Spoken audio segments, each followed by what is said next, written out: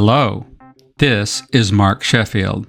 Welcome to my channel, The Literary Professor. My many years of experience in the teaching of writing and literature will help you achieve a greater level of knowledge and skill in every element of great writing. In a previous episode, I discussed the philosopher Socrates and his important ideas about composition. He said that every discourse needs a principle of composition to control not only its content, but its structure as well. Every discourse has DNA that determines its content and shape. Monkeys are not turtles. Each creature flourishes in its own place in nature. An essay by me about some topic, even a highly specific one, will be very different than one by you on the same topic, if we use the Socratic method. However, if we use the 5-paragraph method, our essays could be quite similar. Neither of us would sound original, inviting, clever, or perhaps even human. I mean, AI can write a great 5-paragraph essay.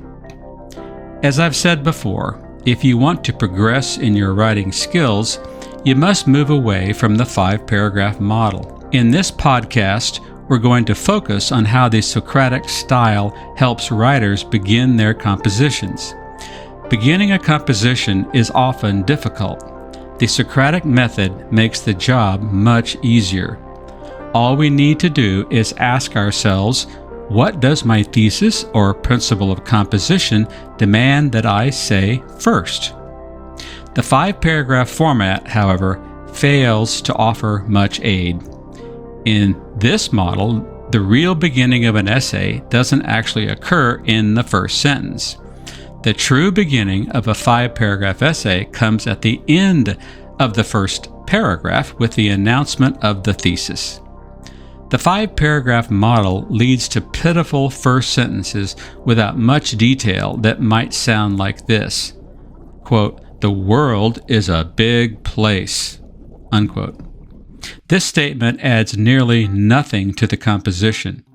Consequently, it is not a true first thought of a logical sequence, which is what you actually need.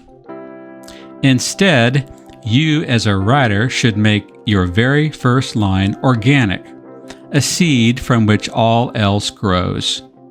The role of a great opening sentence is not actually to introduce, that is, to point to the beginning. A great opening sentence is the beginning. An amateur opens a composition by informing the reader that a composition is coming later. The professional starts a composition immediately. Not a word is wasted. A great opening sentence can be illustrated by a literary work of American author Henry Adams, who lived from 1838 to 1918. Adams wrote a masterful series called The History of the United States of America during the administrations of Thomas Jefferson and James Madison, 1801 to 1817. This book was completed in 1891. In this series of books, originally 9 volumes, Adams begins with this sentence, quote, "According to the census of 1800, the United States of America contained 5,308,483 persons." Unquote. Adams goes on to inform his readers how much more populous other countries were in 1800. Britain had 3 times as many people as the United States, France more than 5 times as many. If you know that the United States is now the 3rd most populous country in the world behind India and China, then Adams's first sentence is full of meaning. For his first readers in 1891, the first sentence would have been impressive.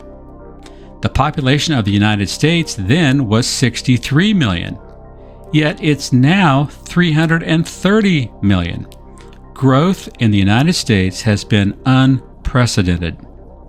It's clear what Adams is doing with his first sentence.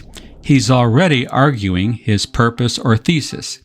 he implies that such growth will continue, that the United States is and will be a country like no other, that it began very small, a mere colony of a much larger power, and then would develop into the richest and most powerful nation of all time, all in a mere 250 years. And that has happened. Every great writer knows how to begin a composition in this way. There are many fine examples of great first lines, but let's examine just 3 openings by famous authors. These examples are all from works of fiction, but that wouldn't matter to Socrates. A composition is a composition, no matter the genre. The first example comes from Ernest Hemingway in his short story, The Short, Happy Life of Francis Macomber, published in 1936. Quote, "It was lunchtime, and they were all sitting under the double green fly of the dining tent, pretending that nothing had happened." Unquote. This opening contains a lot of suggestive information. Hemingway uses the pronoun they without an antecedent. Who are they? Well, they are people of unknown number. They are all sitting under the awning of a tent. So it's not a crowd, and they are outside somewhere. Most importantly, they are pretending or acting that things are normal, but things are not normal. When people pretend around others, we can be sure that drama follows. And it certainly does in Hemingway's story. The main character is accidentally killed by his own cheating wife during an African safari.